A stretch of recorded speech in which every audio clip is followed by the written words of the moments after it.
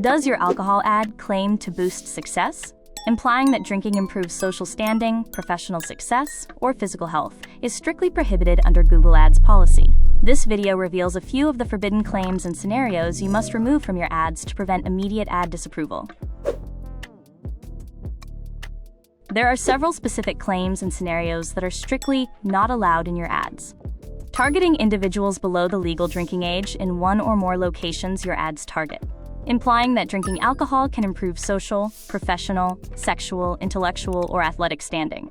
Implying that drinking alcohol provides health or therapeutic benefits. Showing excessive drinking in a favorable way, or featuring binge or competition drinking. Showing alcohol consumption while operating machinery or vehicles of any kind. Showing alcohol consumption while performing any task that requires alertness or dexterity. Remember, for these types of violations, Google issues a policy warning at least 7 days before any account suspension, giving you time to comply and request a review. If this policy is affecting your ad, review these options to fix it.